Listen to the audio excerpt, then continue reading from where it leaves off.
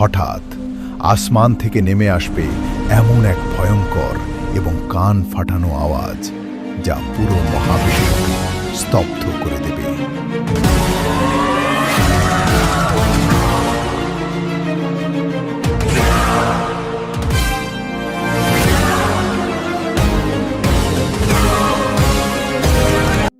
দিনটি হবে আর 10টা সাধারণ দিনের মতোই।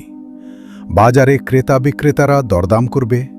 দুজন মানুষ হয়তো একটি কাপড় মেলে ধরে দামাদামি করবে, কিন্তু সেটি আর ভাঁজ করে ব্যাগে রাখার সুযোগ পাবে না। এক ব্যক্তি হয়তো তার উটের জন্য চৌবাচ্চায় পানি ভরবে, কিন্তু সেই পানি পান করানোর সময় সে আর পাবে না। আরেকজন হয়তো এক লোকমা খাবার নিজের মুখের দিকে তুলে ধরবে, কিন্তু সেই খাবার আর তার পেটে পৌঁছাবে না। হঠাৎ আসমান থেকে নেমে আসবে এমন এক ভয়ঙ্কর এবং কান ফাটানো আওয়াজ, যা পুরো মহাবিশ্বকে স্তব্ধ করে দেবে। এই আওয়াজ কোনো বোমার নয়, কোনো প্রাকৃতিক দুর্যোগেরও নয়। এটি হলো আল্লাহর নির্দেশে মহাপ্রলয়ের প্রথম সংকেত, হযরত ইসরাফিল আলাইহিসসালামের শিঙার ফুঁক। যে আওয়াজের প্রথম ধাক্কায় মানুষের হৃৎপিণ্ড ভয়ে কেঁপে উঠবে। গর্ভবতী মায়েরা আতঙ্কে তাদের গর্ভের সন্তান খালাস করে ফেলবে। মায়েরা ভুলে যাবে তাদের বুকের শিশুদের কথা। মানুষ মাতালের মতো এদিক ওদিক ছুটতে থাকবে, অথচ তারা নেশাগ্রস্ত থাকবে না। আজ আমরা জানব সেই ভয়ঙ্কর দিনের আদ্যোপান্ত। কি ঘটবে শিঙায় ফোঁক দেওয়ার প্রথম সেকেন্ডে? কিভাবে ধ্বংস হবে এই বিশাল পৃথিবী, সূর্য, চাঁদ এবং গ্যালাক্সি? আর মৃত্যুর পর যখন পুনরায় আমাদের জীবিত করা হবে, তখন হাসরের ময়দানে আমাদের অবস্থা কেমন হবে? চলুন কোরআন ও সহিহ হাদিসের পাতা থেকে জেনে নিই মহাপ্রলয়ের সেই শিহরণ জাগানো বর্ণনা, যা শুনলে আপনার রাতের ঘুম হারাম হয়ে যেতে পারে। কিয়ামত হঠাৎ করেই চলে আসবে না। এর আগে আল্লাহ তাআলা মানুষকে বহু সতর্কবার্তা বা আলামত দেবেন। দাজ্জালের ফিতনা, ইয়াজুজ মাজুজের তাণ্ডব এবং হযরত ঈসা আলাইহিসসালামের আগমনের পর পৃথিবী যখন কিছুদিন শান্তিতে থাকবে, এরপরই শুরু হবে চূড়ান্ত সমাপ্তির প্রস্তুতি। একদিন সকালে মানুষ ঘুম থেকে উঠে দেখবে সূর্য পূর্ব দিকের বদলে পশ্চিম দিক থেকে উদিত হচ্ছে। এই দৃশ্য দেখার পর পুরো পৃথিবীর মানুষ একযোগে আল্লাহর কাছে সিজদায় পড়ে যাবে। সবাই তওবা করতে চাইবে, কিন্তু তখন অনেক দেরি হয়ে গেছে। পশ্চিম দিক থেকে সূর্য ওঠার সাথে সাথেই তওবার দরজা চিরতরে বন্ধ হয়ে যাবে। এরপর আর কারো ঈমান বা তওবা কবুল করা হবে না। আল্লাহ তাআলা অত্যন্ত দয়ালু। তিনি চান না তার কোনো নেক বান্দা কিয়ামতের সেই ভয়ঙ্কর দৃশ্য নিজের চোখে দেখুক। তাই আল্লাহ ইয়েমেনের দিক থেকে অত্যন্ত সুগন্ধিযুক্ত এবং রেশমের চেয়েও কোমল একটি বাতাস প্রবাহিত করবেন। এই বাতাস যার গায়েই লাগবে, যার অন্তরে সরিষার দানা পরিমাণও ঈমান থাকবে, সে অত্যন্ত শান্তিতে মৃত্যুর কোলে ঢলে পড়বে। পৃথিবীতে আর একজন ঈমানদারও বেঁচে থাকবে না। যারা বেঁচে থাকবে তারা হবে ইতিহাসের সবচেয়ে নিকৃষ্ট মানুষ। তারা পশুর মতো প্রকাশ্যে রাস্তায় অপকর্মে লিপ্ত হবে। পৃথিবীতে কেউ আল্লাহ আল্লাহ বলার মতো থাকবে না। কাবা ঘরকে ভেঙে ফেলা হবে, কোরআনের অক্ষরগুলো মুছে যাবে। আর ঠিক তখনই সেই নিকৃষ্ট মানুষদের ওপর নেমে আসবে আল্লাহর চূড়ান্ত গজব, কিয়ামত। নবী করিম সাল্লাল্লাহু আলাইহি ওয়াসাল্লাম বলেছেন, আমি কিভাবে শান্তিতে থাকতে পারি অথচ শিঙার মালিক ইসরাফিল আলাইহিমুসসালাম শিঙা মুখে নিয়ে মাথা ঝুঁকিয়ে কান খাড়া করে আল্লাহর নির্দেশের অপেক্ষায় প্রহর গুনছেন। যখন সেই চূড়ান্ত নির্দেশ আসবে, ইসরাফিল আলাইহিমুসসালাম শিঙায় প্রথম ফুঁক দেবেন। একে বলা হয় নাফখাতুল ফাজা বা আতঙ্কের ফুঁক। এই ফুঁকের আওয়াজ শুরুতে খুব হালকা হবে, মানুষ কান পেতে শোনার চেষ্টা করবে, কিন্তু মুহূর্তের মধ্যেই এই আওয়াজ এত তীব্র এবং ভয়ঙ্কর রূপ নেবে যে পুরো পৃথিবী প্রচণ্ড বেগে কাঁপতে শুরু করবে। সূরা তাকওয়িরে আল্লাহ বলেছেন, যখন সূর্য আলোহীন হয়ে যাবে, যখন নক্ষত্রগুলো খসে পড়বে, যখন পাহাড়গুলোকে চলমান করা হবে, যখন সমুদ্রগুলোকে উত্তাল করে তোলা হবে, পৃথিবীর বুকে থাকা হিমালয় কিংবা আল্পসের মতো বিশাল পাহাড়গুলো যা দেখে মানুষ অবাক হতো, সেগুলো ধুনুরি করা রঙিন তুলার মতো আকাশে উঠতে থাকবে। সমুদ্রের পানি শুকিয়ে একসময় সেখানে দাউ দাউ করে আগুন জ্বলে উঠবে। কবরগুলো ফেটে চৌচির হয়ে যাবে। সবচেয়ে ভয়ঙ্কর দৃশ্য হবে আকাশের দিকে তাকালে। আমাদের এই সুন্দর নীল আকাশ সেদিন লাল গোলাপের মতো রঞ্জিত হয়ে যাবে। সূরা আর রহমানে আল্লাহ বলেছেন, আকাশ সেদিন ফেটে গিয়ে গলিত তামার মতো লাল হয়ে যাবে। পুরো আসমানকে আল্লাহ এমনভাবে গুটিয়ে নেবেন যেমনভাবে কোনো লেখক তার লিখিত কাগজ গুটিয়ে নেয়। এই প্রচণ্ড শব্দ এবং ভূমিকম্পের ফলে পৃথিবীর সমস্ত মানুষ, জিন এবং পশু পাখি মারা যাবে। পুরো মহাবিশ্বে নেমে আসবে এক ভয়ঙ্কর নীরবতা।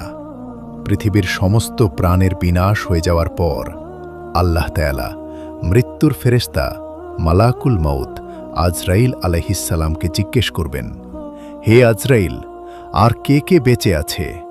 আজরাইল আলাইহিসসালাম বলবেন, হে পরওয়ার্তিকার, আপনি তো চিরঞ্জীব। আপনি ছাড়া আর বেঁচে আছেন জিব্রাইল, মিকাইল, ইসরাফিল, আপনার আরশ বহনকারী ফেরেশতারা এবং আমি। আল্লাহ নির্দেশ দেবেন জিব্রাইল, মিকাইল এবং আরশ বহনকারী ফেরেশতাদের রূহ কবজ করে নেওয়ার জন্য। একে একে মহাবিশ্বের সবচেয়ে শক্তিশালী ফেরেশতারাও মৃত্যুর স্বাদ গ্রহণ করবেন। এরপর আল্লাহ আবার জিজ্ঞেস করবেন, এখন আর কে বেঁচে আছে? মালাকুল মউত অত্যন্ত ভয়ে ভয়ে বলবেন, হে আল্লাহ, শুধু আমি আপনার দুর্বল বান্দা বেঁচে আছি। তখন আল্লাহ এক ভয়ঙ্কর নির্দেশ দেবেন। তিনি বলবেন, হে মালাকুল মউত, তুমিও মরে যাও। সাথে সাথে মৃত্যুর ফেরেশতা এমন এক ভয়ঙ্কর চিৎকার দিয়ে মৃত্যুবরণ করবেন যে যদি তখন আসমান ও জমিনে কেউ বেঁচে থাকত, তবে সেই চিৎকারের ভয়েই সবাই মারা যেত। পুরো মহাবিশ্ব তখন সম্পূর্ণ ফাঁকা। নেই কোনো মানুষ, নেই কোনো জিন, নেই কোনো ফেরেশতা। এই আসমান আর জমিনের কোথাও একটি পিঁপড়াও বেঁচে নেই। শুধু আছেন এক এবং অদ্বিতীয় মহান সত্তা আল্লাহ সুবহানাহু ওয়া তাআলা। আল্লাহ তাআলা এই ধ্বংসপ্রাপ্ত পৃথিবীকে তার হাতের মুঠোয় নিয়ে 3 বার ঝাঁকুনি দেবেন। এরপর অত্যন্ত প্রতাপের সাথে পুরো মহাবিশ্বকে উদ্দেশ্য করে তিনি একটি প্রশ্ন ছুড়ে দেবেন, লিমানিল মুলকুল ইয়াউম, আজ রাজত্ব কার? কোথাও থেকে কোনো উত্তর আসবে না, কারণ উত্তর দেওয়ার মতো কেউ বেঁচে নেই। অহংকারী ফেরাউনরা কোথায়? নমরুদরা কোথায়? কোথায় সেই স্বৈরশাসকরা যারা পৃথিবীতে নিজেদের প্রভু দাবি করত? সব নিস্তব্ধ। তখন আল্লাহ নিজেই নিজের প্রশ্নের উত্তর দেবেন, লিল্লাহিল ওয়াহিদিল কাহার, আজকের রাজত্ব একমাত্র আল্লাহর, যিনি এক এবং প্রবল পরাক্রমশালী। এভাবে কেটে যাবে 40-এর একটি সময়কাল। এটি কি 40 দিন, 40 মাস নাকি 40 বছর, তা আল্লাহ ছাড়া কেউ জানেন না। এরপর আল্লাহ আসমান থেকে এক বিশেষ ধরনের বৃষ্টি বর্ষণ করবেন। এই বৃষ্টির পানিতে পৃথিবীর মাটির নিচে মিশে থাকা মানুষের দেহের ক্ষুদ্রতম একটি হাড়, যাকে আজপুত জানাব বা মেরুদণ্ডের একেবারে শেষের হাড় বলা হয়, সেটি বীজের মতো গজিয়ে উঠবে। মানুষের শরীর ঠিক সেভাবেই পুনরায় তৈরি হবে যেমনভাবে উদ্ভিদ মাটি থেকে গজিয়ে ওঠে। দেহগুলো প্রস্তুত হওয়ার পর আল্লাহ ইসরাফিল আলাইহিসসালামকে পুনরায় জীবিত করবেন এবং তাকে দ্বিতীয়বার শিঙায় ফুঁক দেওয়ার নির্দেশ দেবেন। এটি হল নাফখাতুল বাস বা পুনরুত্থানের ফুঁক। এই ফুঁক দেওয়ার সাথে সাথেই কোটি কোটি রূহ যা ইসরাফিল আলাইহিসসালামের শিঙার ভেতরে রাখা ছিল তা মৌমাছির মতো গুনগুন করতে করতে উড়ে গিয়ে নিজ নিজ দেহে প্রবেশ করবে। আর সাথে সাথেই পৃথিবীর বুক চিরে কোটি কোটি মানুষ ঘুম থেকে জেগে ওঠার মতো লাফ দিয়ে উঠে দাঁড়াবে। তারা অবাক হয়ে চারদিকে তাকাবে আর বলবে, হায় আমাদের দুর্ভোগ, কে আমাদের এই ঘুমের জায়গা থেকে উঠালো? তখন ঈমানদাররা বলবে, রহমান তো এরই ওয়াদা করেছিলেন এবং রাসূলগণ তো সত্যই বলেছিলেন। সবাই একটি বিকট আওয়াজের দিকে ঘাড় নিচু করে অন্ধের মতো ছুটতে থাকবে। হযরত আয়েশা রাদিয়াল্লাহু তাআলা আনহা একবার নবীজিকে জিজ্ঞেস করেছিলেন, ইয়া রাসূলুল্লাহ, সেদিন কি নারী পুরুষ সবাই উলঙ্গ থাকবে? তারা কি একে অপরের দিকে তাকাবে না? নবীজি সাল্লাল্লাহু আলাইহি ওয়াসাল্লাম উত্তর দিয়েছিলেন, হে আয়েশা, সেদিনের পরিস্থিতি এতই ভয়াবহ হবে যে কারো দিদিকে কারো তাকানোর মতো কোনো হুশই থাকবে না। মানুষ সেদিন মাতালের মতো দিক বিদিক ছুটতে থাকবে। দৌড়াতে দৌড়াতে মানবজাতি এমন এক ময়দানে এসে জমায়েত হবে যা আজকের পৃথিবীর মতো নয়। হাসরের সেই ময়দানটি হবে সাদা রুটির মতো একদম সমতল।